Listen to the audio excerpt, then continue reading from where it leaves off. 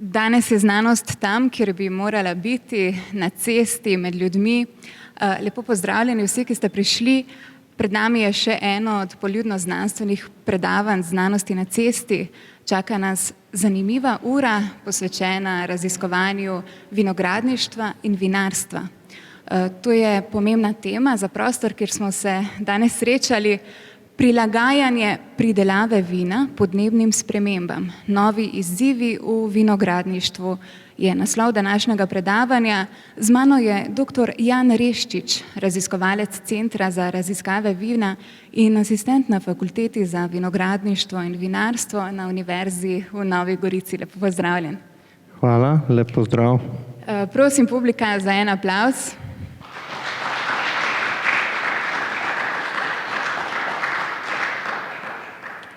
Midva se bova kar tikala. Dokončal si študij agronomije na prvi in študij hortikulture na drugi bolonjski stopnji na Biotehniški fakulteti v Ljubljani. Na isti fakulteti si doktoriral iz vinogradništva in bil mladi raziskovalec. Še danes delaš kot raziskovalec in morda koga tudi iz publike zanima, kakšen je ta poklic? Ta poklic je zanimiv, dinamičen, zelo je tak razgiban, delaš na terenu, delaš v laboratoriju, študiraš literaturo in se tudi ob 4 zjutraj podiš po vinogradih in meriš kakšne zadeve, opravljaš meritve, tako da je zelo zanimivo. Tudi na terenu. Kaj pa si raziskoval v okviru doktorskega študija? V okviru doktorskega študija sem raziskoval, če povem tako bolj poenostavljeno, v bistvu manipulacijo, možnosti manipulacije kakovosti grozdja in vina preko nekih ukrepov oziroma preko nekih praks, ki jih opravljamo na listni steni vinske trte in s poudarkom v bistvu na nekaterih metabolitih oziroma nekaterih spojinah, ki so za vino še posebej pomembne. S čim pa se trenutno ukvarjaš na Centru za raziskave vina? Kakšne so tvoje trenutne raziskave? Ja, v bistvu, ko sem prišel na ta center, sem kot v službo, torej sem nekako bolj se poprimil za raziskave, ki so usmerjene v fiziologijo oziroma v nekako, recimo temu, notranje delovanje rastline, ki je povezano seveda s raznimi stresnimi dejavniki, predvsem s takimi, ki jih povzročajo neke nežive zadeve oziroma kot je nek tak stres, ki ga povzročajo recimo dejavniki, kot so podnebne spremembe ali pa pomanjkanje vode in podobno. Sicer pa se ukvarjaš tudi z raziskovanjem možnosti uporabe odpadnih voda za namakanje vinogradov. Poleg tega si član strokovnega društva vinogradnikov in vinarjev Slovenije, v prostem času pa si aktiven tudi v društvu oljkarjev iz Goriških Brd. Zakaj te vleče v raziskovanje teh tem, povezanih z naravo, s trtami? Ja, v bistvu že kot majhen otrok sem se podil po nonotovem vinogradu. Pol sem kasneje gledal, kako so sadili oljke tam po Vrtojbovskem polju. Pol med študijem me je marsikaj pritegnilo, razen bi rekel vinogradništvo ravno ne, ker to mi ni predstavljalo takrat nekega izziva, ker v bistvu sem rekel, saj to že poznam, to že dosti vem, znal sem rezati trte že, ko smo šli na terenske vaje, tako da mi ni bil nek poseben izziv. Kasneje, ko sem pa se pridružil oziroma ko sem dobil priložnost postati mladi raziskovalec, sem pa zgolj po naključju pristal na vinogradništvu in takrat pol me je začelo to nekako precej zanimati. Tudi ta svet raziskovanja mi je postal nekako bolj blizu in sem zdaj vesel, da sem v tem vinogradniškem raziskovanju. No in prav o tem bova govorila danes, o pridelavi grozdja, ki se v sodobnem času spreminja in na to morajo biti pridelovalci pripravljeni. Vsebino današnjega predavanja lahko spremljate na preglednicah, ki si jih skrbno pripravil. Najprej me zanima, kakšna je pravzaprav sodobna pridelava grozdja oziroma vina. Med različnimi vplivi so gotovo tudi podnebne spremembe. Kaj se v resnici dogaja? Ja, tako je. Kot si povedala, bomo danes skozi predavanje malo pogledali oziroma dobili malo pogled v to, kako podnebne spremembe vplivajo na samo vinogradništvo oziroma kaj so, in pa pogled v nekako osnove tega raziskovanja, ki ga izvajamo pač kot raziskovalci. No, če predstavimo najprej uvod malo pridelavo samega vina danes, moramo najprej pri tem povedati, da je to pridelava grozdja in vina socialno in ekonomsko pomembna panoga, tako da od tega marsikatera družina tudi živi.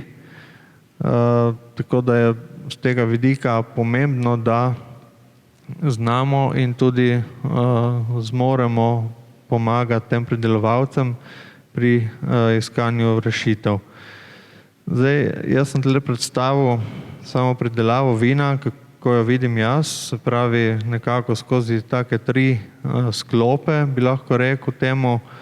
Torej, prvi sklop predstavlja kakovost vina, se pravi, da je pridelava vina danes usmerjena v kakovost.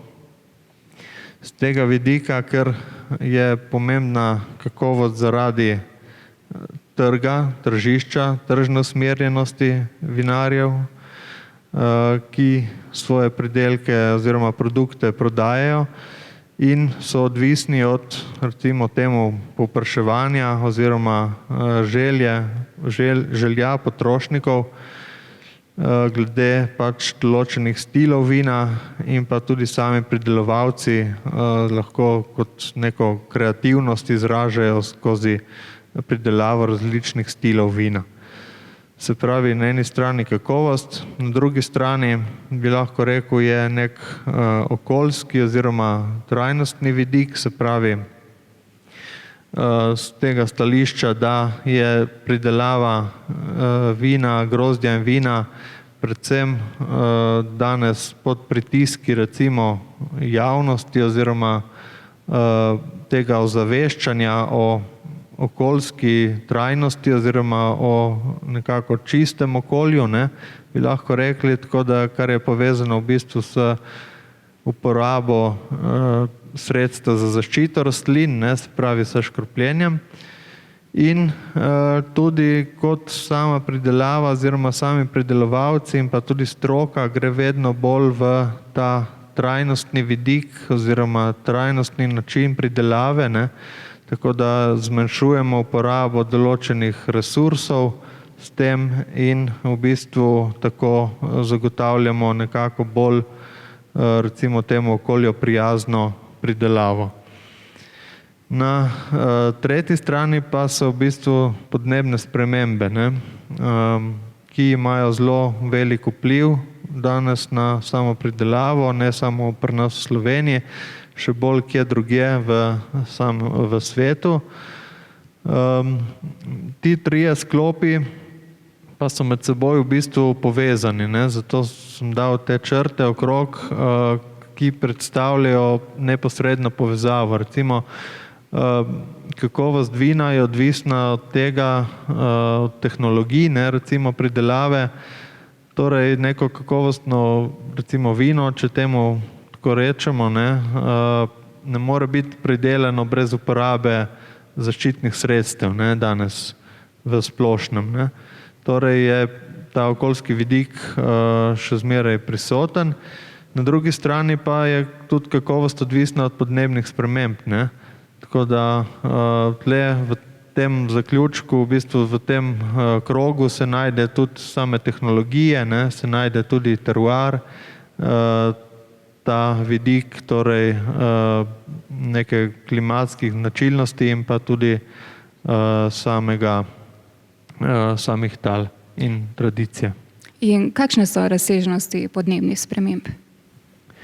Ja, o podnebnih spremembah zdaj razsežnostih v svetu so že kar precej velike, predvsem v kakšni Avstraliji ali pa tudi Franciji, ne, kjer imamo više temperature. Torej, če si pogledamo v smislu, kaj sploh podnebne spremembe so oziroma kaj je njihov glavni dejavniki, no, ki nekako omejujejo to pridelavo, se pravi, so v prvi vrsti temperature, više temperature, ki se pač zvišujejo, ne. Nekateri klimatski modeli napovedujejo celo zvišanje od 1 do 3 stopinj Celzija v naslednjih 100 letih oziroma do leta 2100, kar je zelo veliko, ne, če pogledamo recimo v tem hkrati malo, no, če pogledamo, da je v 5-letnem obdobju od 2014 do 2019 v bistvu se je temperatura zvišala za 0,2 stopinje, ne, Celzija. Na drugi strani pa v bistvu so padavine oziroma padavine, voda, te bojo zaradi segrevanja ozračja v bistvu vedno bolj nepredvidljive, torej kdaj bo deževalo, koliko bo deževalo, ne, je praktično nemogoče napovedati oziroma zelo težko napovedati v primerjavi s temperaturo, tako da od tega bo še precej odvisno tudi vinogradništvo in pa sama kmetijska pridelava. Kakšen pa je vpliv teh sprememb na vinogradništvo? V bistvu, če pogledamo oziroma če si pogledamo bolj tak vpliv, ne, ki je nekako že zabeležen oziroma ki se že odvija, je to, da se pač temperatura dviguje in zvišuje in zaradi tega nekako so predvideli, da bi do leta 2050, ne, vidite zgoraj na sliki, praktično ta območja, ki so obarvana z rdečo barvo, ki so zdaj vinogradniška območja, do leta 2050 ne bi bila več primerna, ne, za vinogradniško pridelavo zaradi višjih temperatur, ne, in bi predstavljala praktično presuha območja, ne. Medtem ko zeleno območje je tisto, ki je recimo primerno, ne, za pridelavo nekaterih sort in recimo Rieslinga v tem delu Nemčije in pa Francije in potem tudi ta modro obarvana območja v bistvu predstavljajo območja, ki bodo za vinogradništvo primerna, ne.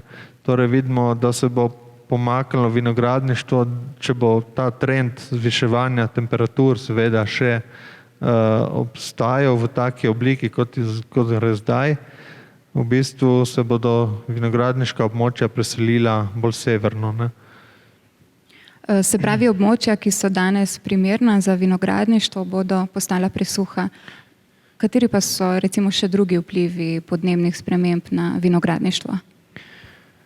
Tako, ja, v bistvu območja bo postala presuha, ne, zdaj pa sami dejanski vplivi na vinogradništvo so, kot sem že prej nekako nakazal, opazni oziroma vidni iz dveh smeri. Se pravi, eno je torej temperatura, ne, segrevanje ozračja zemlje, drugo je so padavine, ta nepredvidljivost oziroma mogoče v tisti rastni dobi, v času, ko bi padavine potrebovali, jih bo primanjkovalo, ne, mogoče jih bo kdaj potem, ko jih zatrto ne bodo več potrebne, jih bo več, ampak ciljna oziroma poglavitna vpliva sta prvič torej vpliv podnebnih sprememb na pojav in pa potek določenih rastno-razvojnih faz oziroma temu rečemo fenološke faze, torej datum, ne, ko se začne recimo cvetenje ali pa brstenje ali pa zorenje grozdja, ne. Te faze se danes zaradi višjih temperatur v bistvu nam pomikajo na zgodnejši čas, ne. zdaj čez zimo se lahko opazite, imamo bolj toplo, ne, torej se lahko brstenje začne že prej, tudi cvetenje in potem, kar je najbolj pomembno, samo zorenje grozdja, ne. Tako, če imamo v bistvu zorenje grozdja, ki nam, torej sama trgatev, ne, da jo opravimo prej, v bistvu je takrat čas višjih temperatur, recimo denimo avgusta, in zaradi teh višjih temperatur se potem tudi spremeni sama sestava oziroma sama kakovost vina, ne, grozdja in pa vina. Druga stvar pomembna je pa v bistvu razpoložljivost vode v tleh, ne. Če ni v tleh vode, potem tudi je rast slabša, so procesi v rastlini, ki se upočasnijo, in pa tudi hranila, ne. Velik pomen je tudi potem za hranila, ki se v bistvu raztopijo v vodi, ne, in jih tako rastlina lahko sprejme, ne. Tako da to sta dva poglavitna, ne, ki pa potem vplivata še na ostale procese. Ti, kot si že prej omenil, ne, govoriš o stresu na rastlino. Zakaj gre? Ja, v bistvu govorim o stresu, ja, torej o negativnih vplivih, recimo podnebnih sprememb, temperatur vode, se pravi o tem, da če vode primanjkuje, ne, rastlina občuti to kot nek stres, ne, tako kot človek, recimo, če ima nekaj oziroma pač nekaj manjka, ne, ali pa se nečesa boji, kakorkoli v bistvu občuti stres, ne. Podobno tudi rastlina, če nek dejavnik ni optimalen, potem pride do samega stresa. V bistvu so vplivi, ne, ki se poznajo oziroma ki jih opazimo na sami morfologiji vinske trte, se pravi na zmanjša se listna površina, lahko se zmanjša površina, torej arhitektura korenin, ne, tudi in pa tudi, če pride do močnega stresa, pomanjkanja vode, ne, pride do pojave embolij v žilah, prevodnih žilah, in se zato tudi te žile lahko poškodujejo oziroma pač morfološko razširijo. Drug vidik je fiziologija, ne, se pravi vsi procesi, ki so v vinski trti, od fotosinteze do transpiracije, se pravi shlapevanja vode, potem razni metabolizem, ne, in pa na to vpliva to v bistvu tudi na samo biokemijo, torej na sestavo, na produkcijo teh spojin v samem vinu, ne. In to nekako predstavlja v bistvu te negativne vplive, ne, ki jih same podnebne spremembe imajo, ne. Zagotovo bi tukaj omenil tudi recimo, če trgamo, kot sem že prej omenil, pri višjih temperaturah, potem imamo tudi višji pH, ne, in z višjim pH-jem tudi posledično manj kislin, ne, v vinu, kar spremeni v bistvu samo kakovost vina in pa tudi vpliva na potencial staranja, ne. Saj če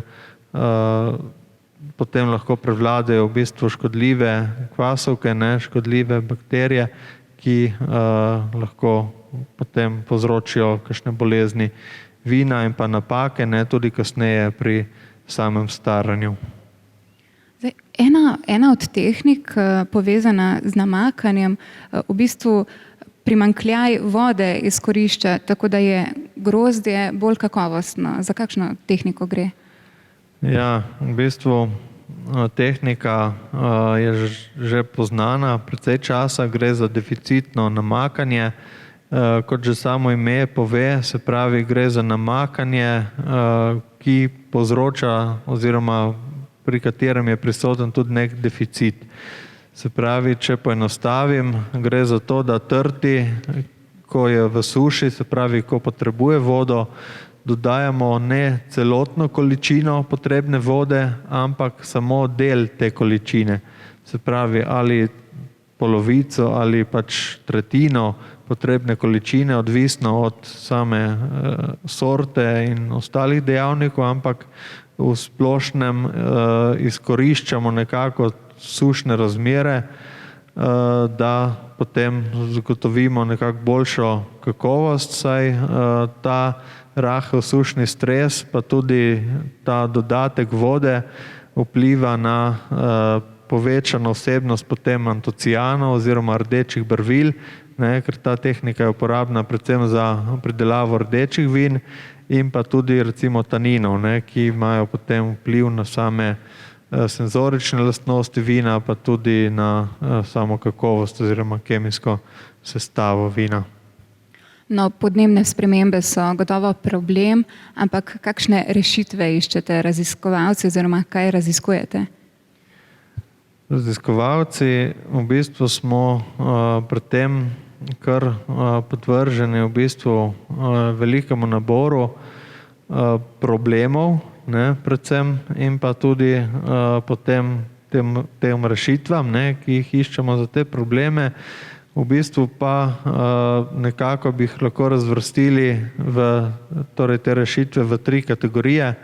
V te recimo, ki so kratkoročne, ki jih lahko nekako v kratkoročnem času tudi nekako raziščemo in tudi potem upeljemo v samo pridelavo. Govorimo seveda tukaj o letih. Srednjeročni ukrepi, potem ki jih nekako na srednji rok upeljemo, se pravi nekje 10 do 20 let, ki potem dajo tudi neke odzive na samo prilagajanje recimo in pa blaženje podnebnim spremembam in pa tudi dolgoročne ukrepe. Se pravi, tukaj raziskujemo predvsem vinarske tehnike, se pravi v kleti, potem veliko se sedaj torej v smislu celotnega raziskovanja, ne samo na našem centru, ampak v splošno v vinogradništvu se veliko dela na upravljanju s tlemi oziroma obdelavo tal, ki je vedno bolj pomembna, ki omogoča torej boljšo absorpcijo vode, boljše zadrževanje tudi vode v tleh.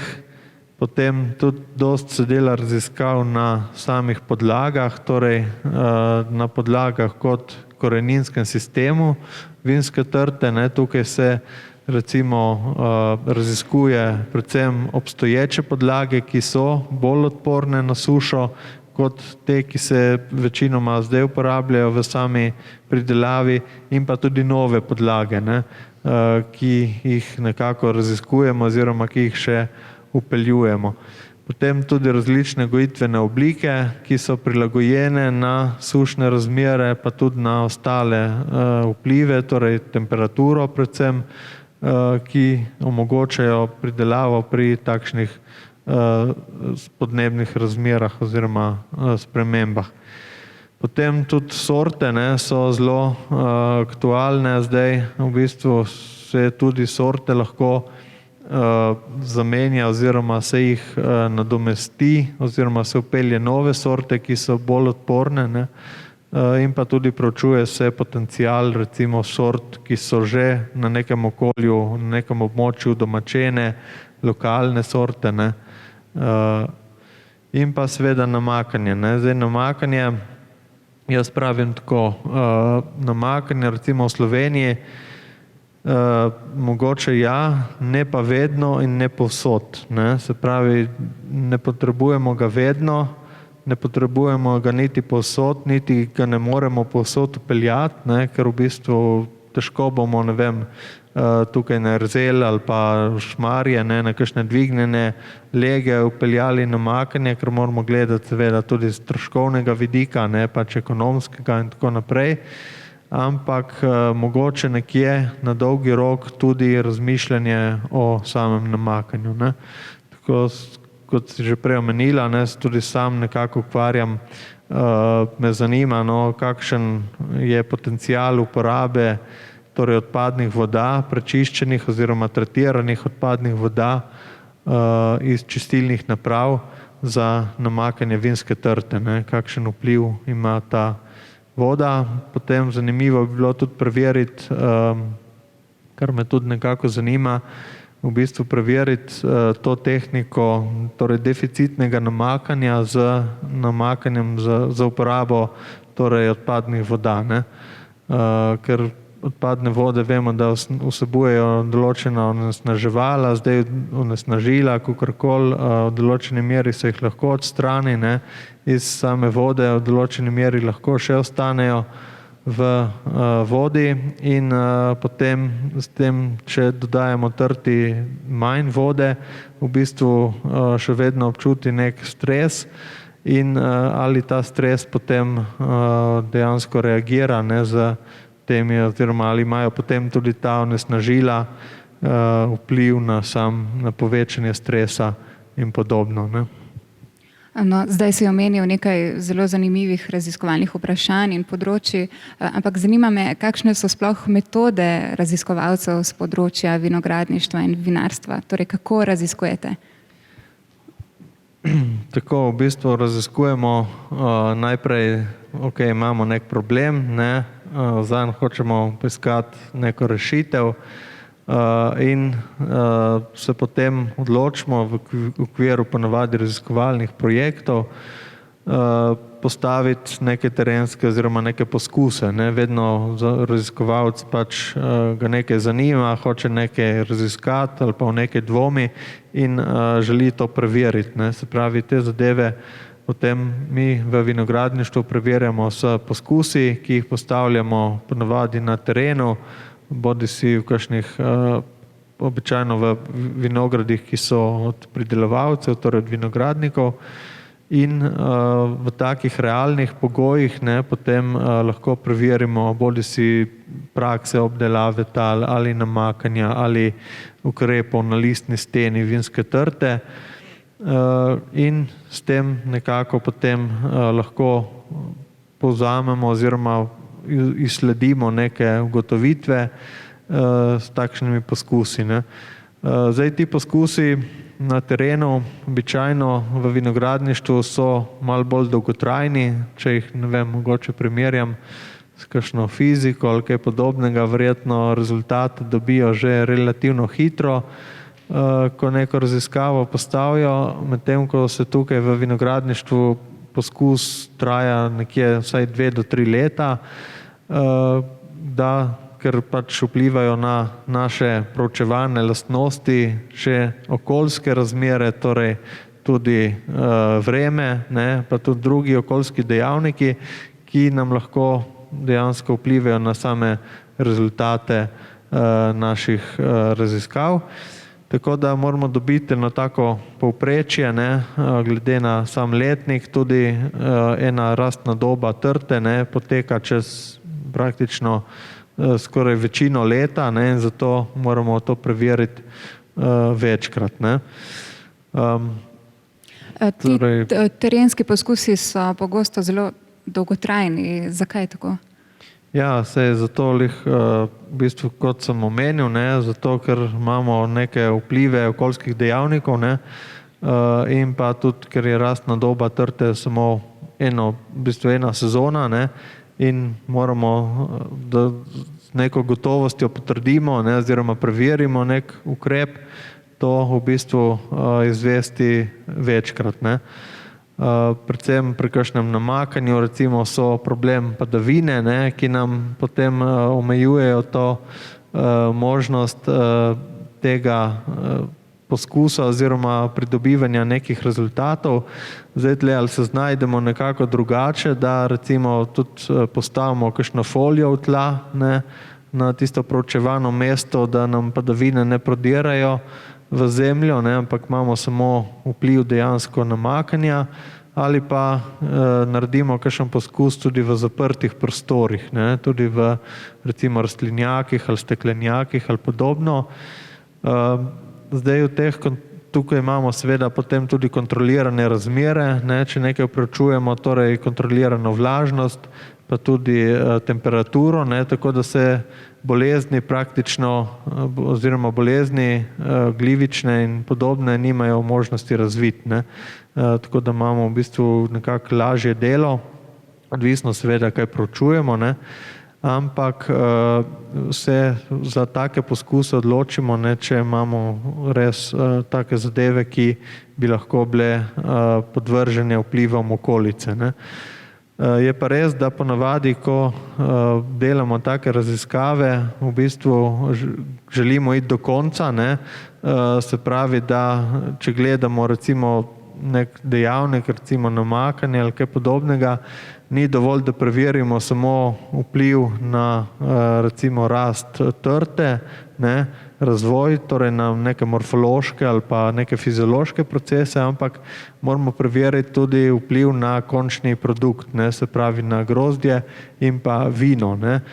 Zdaj v takih kontroliranih razmerah v rastlinjakih ponavadi imamo trte posajene v loncih, ne, kar pomeni, da v bistvu so ponavadi, no, vsaj te trte stare nekje tam okrog 3-4 leta, ne, največ običajno, kar pomeni, da težko pridobimo kakšno grozdje, ne, in pa tudi, mislim, grozdje za pridelavo vina, ne, da bi potem naredili to končno analizo in pa končno raziskavo, ne, pač speljali to stvar do konca, ker tudi kupec, ne, konec koncev vina, ne, želi vedeti, kaj bo kupil, ne, in če z nekim ukrepom vplivamo na samo sestavo, ne, na kemijsko sestavo grozdja in vina, potem se lahko tudi to spremeni, ne, in moramo to preveriti.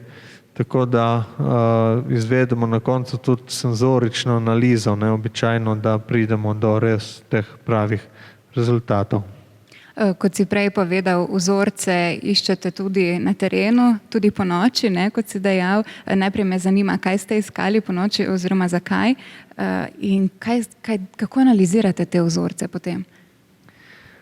Ja, res sem tudi po noči v poletnem času oziroma zgodnje poletnem času hodil po vinogradih, po Krasu. V bistvu zaključuje se nam en projekt Agrotur, ki je imel, torej, ki je proučeval tudi vpliv tega namakanja oziroma deficitnega namakanja na samo kakovost grozdja in vina. In tukaj smo spremljali v bistvu vodni status trte skozi torej vsakih recimo 10 do 14 dni.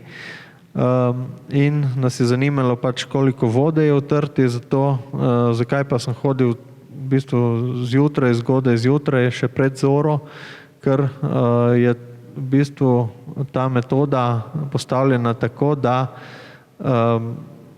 nekako meri, torej z njo merimo vodni potencial, torej vsebnost vode v tleh pred zoro, ker je takrat vsebnost vode oziroma so rezultati najbolj realni, merimo lahko vsebnost vode v celotni rastlini in pa tudi s tem določamo vsebnost vode v tleh, ne, tako da hkrati naredimo dve meritve opravimo.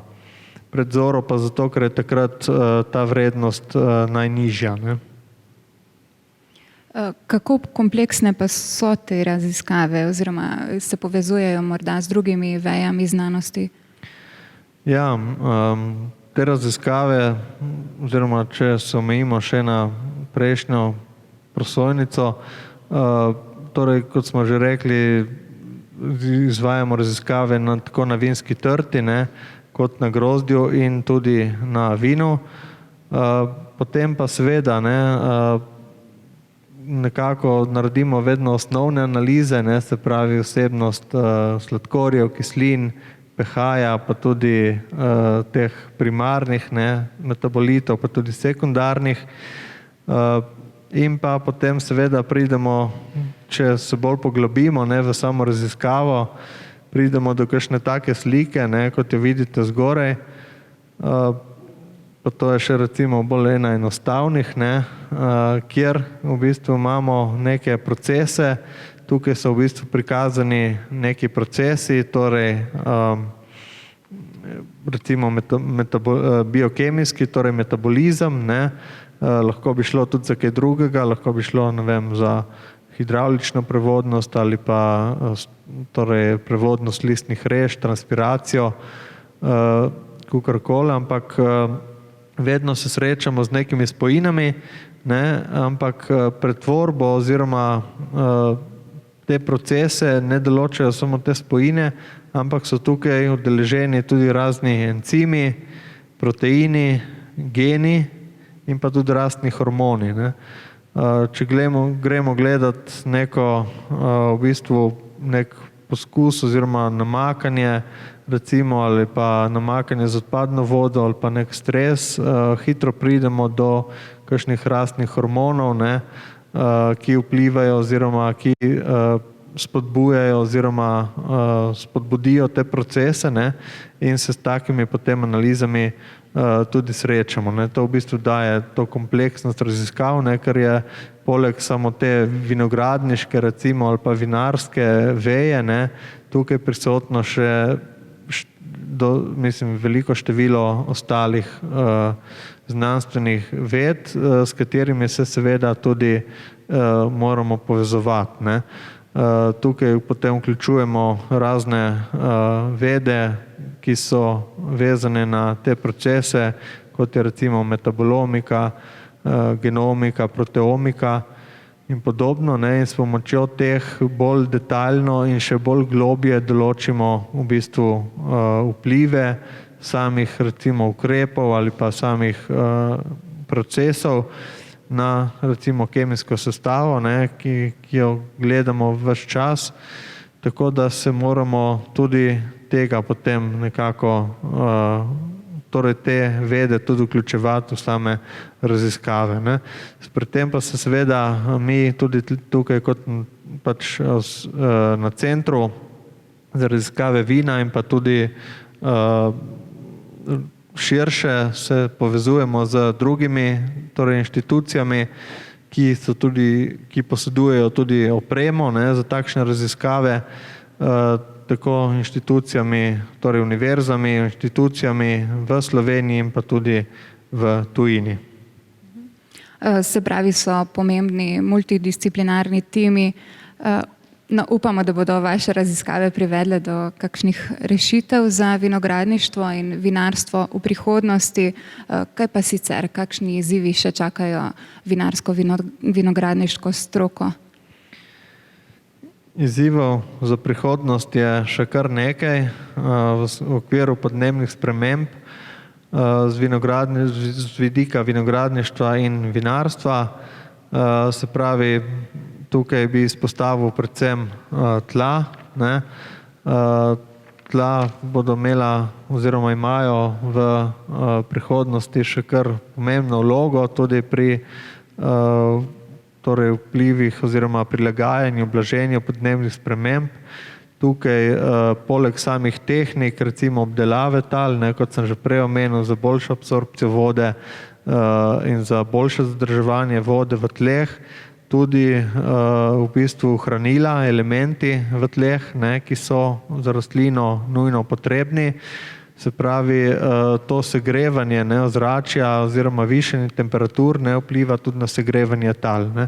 Posledično mobilnost elementov oziroma premikanje elementov v tleh je lahko omejena. Ne. Že tako so nekateri elementi poznani, da se v tleh premikajo bolj počasi in dejansko jih ta višja temperatura še bolj upočasni. Tako da z tega vidika bo proučevanje tega še precej pomembno. Na drugi strani pa tudi mobilnost recimo elementov v rastlini, ne samo v tleh, potem pa tudi v sami rastlini, ne, ki povzroča lahko neke vplive. Dejansko lahko vidimo, da oziroma opazimo pomanjkanje nekih elementov, ne, na rastlini kot neke simptome, na koncu pa gre za to, da je tega elementa dovolj, ne, ampak zaradi teh vplivov oziroma zaradi višjih temperatur so ti elementi pač se njihovo premikanje zaustavilo. Ne. Na drugi strani seveda proučevanje kakovosti še vedno grozdja, vina, senzoričnih oziroma aromatskih profilov, ne, se pravi vpliva podnebja oziroma podnebnih sprememb, tudi suše, na aromatiko, se pravi na aromatske profile. In pa dosti se bo potrebno še prilagajati sortimentu, se pravi podlagam. Kot sem že na začetku dejal, se pravi podlage, ki so bolj odporne na samo sušo, na ostale tudi razmere podnebne in pa tudi sorte, ki so temu prilagojene. Seveda tle se bo spremenil tudi stil vina, če bomo zamenjali sorte, bo tudi nekako vino drugačne kakovosti, drugačnega stila, kar bo seveda povezano s tem, da bo treba tudi to nekako peljati v sam proces trženja tega vina. Veliko se pa bo še delalo tudi na lokalnih sortah, se pravi na tem, da so te sorte mogoče bolj prilagojene na kakšne razmere, predvsem talne razmere, in tako tudi zmanjšujejo ta vpliv podnebnih sprememb. Še tudi, oziroma taka stvar so tudi tehnologije, tako vinogradniške kot tudi vinarske, na katerih se bo naprej še delalo, se pravi tehnologije, kot so tehnologije obdelave tal oziroma tudi same rezi oziroma samih gojitvenih oblik.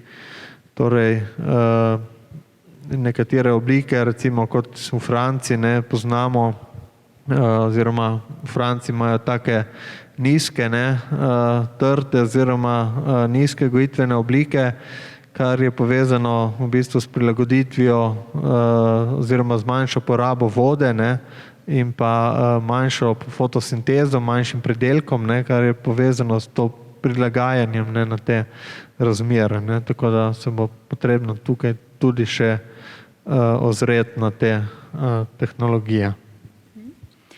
No, čas je za vprašanja. Prepričana sem, da imamo med publiko koga, ki ga kaj zanima.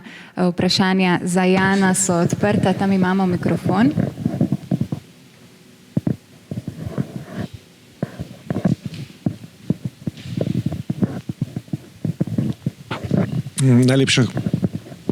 Najlepša hvala. Francozi imajo zapiske trgatev že od 14. stoletja naprej dobro spravljene in sem nekje slišal, da se je za 3 tedne trgatev premaknila v zadnjih nekoliko daljšem obdobju. In tisto, kar me zanima, je to za vse sorte enako in a bomo zdaj čez nekaj časa vsi pili recino in pozabili na vse ostalo, kar raste tukaj naokoli. Hvala za vprašanje. Res je, Francozi res so to proučevali, se pravi, res se je premaknila trgatev za 2 do 3 tedne nazaj, v recimo 30, 40 letih, kar je seveda povezano res s temi višjimi temperaturami. Predvsem tu gre za to, da v bistvu zorenje grozdja poteka v 2 fazah. Najprej prva faza je v bistvu, gre za nalaganje sladkorja, akumulacija sladkorja v grozdne jagode. Potem druga faza je pa povezana z akumulacijo oziroma kopičenjem spojin, ki so za vino recimo pomembne za kakovost, torej barvila, recimo, torej mi imenujemo to fenolne spojine, sekundarni metaboliti, recimo pri rdečem grozdju so to barvila in podobno, tudi aromatske spojine seveda. In če gledamo samo zgolj vsebnost sladkorja, kako se nam povečuje, se pravi, se nam do neke faze lahko sladkor povečuje, potem pa se ustavi. V bistvu ostane na isti ravni. To pomeni, v bistvu, če bi tako laično gledali, bi lahko že grozdje potrgali, seveda, če bi gledali samo na sladkor. Ampak v bistvu dejansko poteka še vedno ta faza, druga faza zorenja, torej nalaganje teh fenolnih spojin. Tako da moramo v bistvu prilagoditi termin trgatve in seveda je v bistvu to težje, ne, ker se nam tudi z višjimi temperaturami te spojine, antocijani in podobno, barvila, pa tudi aromatske spojine se nam v bistvu njihova vsebnost zmanjšuje lahko, ne, se spreminja in zato je težko določiti tisto pravo fazo trgatve, ne. Kar je seveda povezano s tem, če imamo zgodnejše trgatve, je seveda to praktično težje, ne, kot pa če bi imeli kasneje, ne. Imamo še kakšno vprašanje? Potem pa to. Vino je poezija v steklenici, je nekdo zapisal. Upamo, da bo prihodnost kljub vsem izzivom, o katerih smo slišali danes, za vinogradništvo in vinarstvo pozitivna. Z nami je bil dr. Jan Reščič, raziskovalec Centra za raziskave vina in asistent na Fakulteti za vinogradništvo in vinarstvo na Univerzi v Novi Gorici. Hvala za ta pogled v prihodnost, na katero moramo biti pripravljeni. Jan, imaš kakšno zaključno misel? Imam.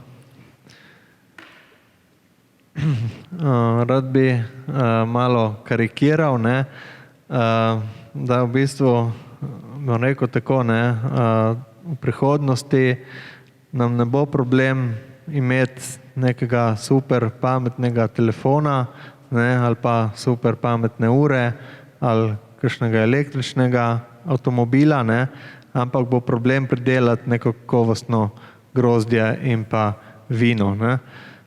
Tako da tukaj bi tudi pozval, ne, da se moramo tudi malo mogoče zamisliti, ne. Svet se pač spreminja, ne, zdaj kako se bomo mi spremenili z njim, ne, oziroma kaj bomo mi spremenili, je pač to na nas, ne. Se pravi, da so podnebne spremembe tudi odvisne malo od, oziroma ne malo, ampak tudi od človeka samega, ne, tako da bi s tem nekako zaključil, ne, da je to kot nek razmislek, ne, za naprej. Hvala. No, kot kaže, bomo vino vse bolj cenili. Hvala vsem, ki ste danes prišli in prosim za aplavz za našega današnjega gosta Znanosti na cesti. Hvala.